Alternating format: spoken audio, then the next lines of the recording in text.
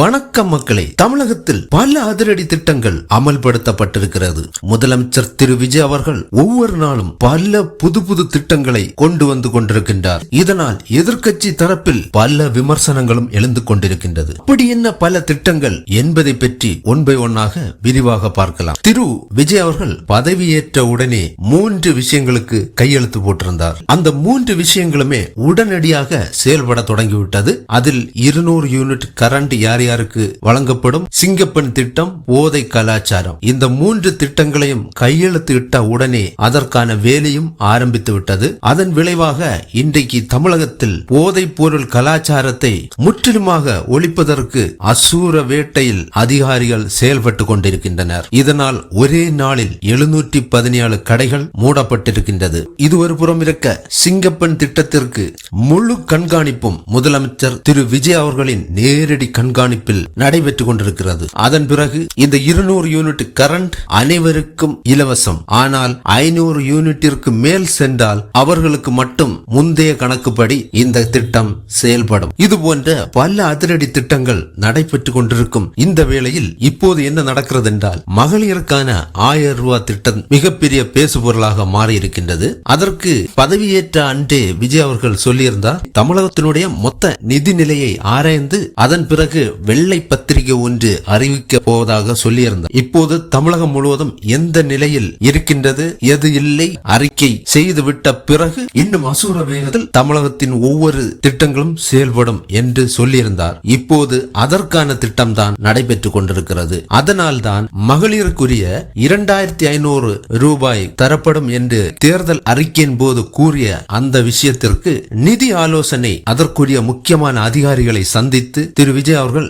நேரடியாக பேசிக் கொண்டிருக்கிறார். அதில் தமிழகத்தினுடைய நிதி நிலையை முழுமையாக ஆராய்ந்து அதை தெளிவான ஒரு கணக்கெடுப்பு முடிந்த பிறகு அந்த 2500 திட்டம் நிறைவேற்றப்படும். அதுவரைக்கும் சிறிது காலம் தேவைப்படும் என்று சொல்லியிருக்கிறார். எனவே மகளிருக்கான உதவித்தொகை முந்தைய ஆட்சியில் செய்தது போல் தற்போது அந்த 1000 ரூபாய் வந்திருக்கிறது. இன்னும் சில நாட்களில் அனைவருக்கும் அது வந்து சேரும் என்று சொல்லியிருக்கிறார்கள். இது ஒரு புறம் இருக்க, எதிர்க்கட்சி தரப்பில் திரு விஜய் அவர்களுக்கு மிக அழுத்தத்தை கொடுத்து கொண்டிருக்கிறார்கள். தேர்தல் வாக்குறுதியின் போது 2500 ரூபாய் சொல்லியிருந்தீங்களே, ஏன் அதை இதுவரைக்கும் செயல்படுத்தவில்லை என்று கேட்கிறார்கள். அவர் பதவியேற்று இன்று வரைக்கும் ஒரு 6 நாட்கள் தான் ஆகின்றது. அதற்குள்ளே மிகப்பெரிய அழுத்தத்தை எதிர்க்கட்சியினர் தொடர்ந்து கொடுத்து கொண்டிருக்கிறார்கள். முந்தைய ஆட்சியை பார்க்கும்போது தேர்தல் அறிக்கையில் 1000 ரூபாய் அனைத்து மகளிருக்கும் கொடுக்கப்படும் என்று சொன்ன விஷயம் அமல்படுத்துவதற்கு 2 ஆண்டுகள் தேவைப்பட்டது. அதாவது 2023 ஆண்டு ஆகஸ்ட் அந்த மாதங்கள் தொடர்ந்துதான்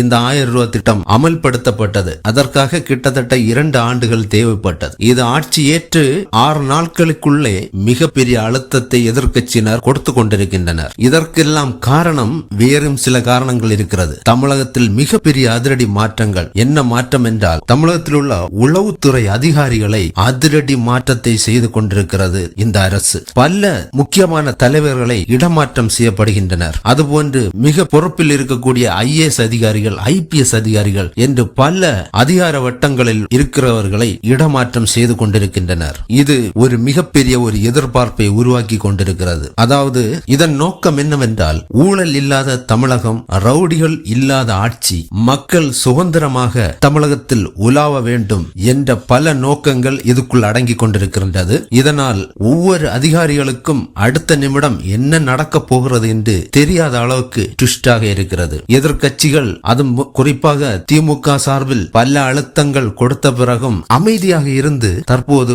ஒவ்வொரு காரியங்களையும் இந்த அரசு செய்து கொண்டே இருக்கின்றது. அடுத்தபடியாக மொத்த தமிழகத்தினுடைய நிதி அளவை எடுத்து ஒரு வெள்ளை பத்திரிகையாக வெகு விரைவில் வெளியிடப்படும். அதன் பிறகு இந்த ஆட்சியினுடைய மொத்தமும் மாற்றப்படும் என்கிற ஒரு விஷயம் நமக்கெல்லாம் தெள்ள தெளிவாகிவிட்டது. எனவே தொடர்ந்து இணைந்திருங்கள், என்னென்ன மாற்றங்கள் நடக்கிறது என்று தொடர்ச்சியாக பார்க்கலாம். நன்றி.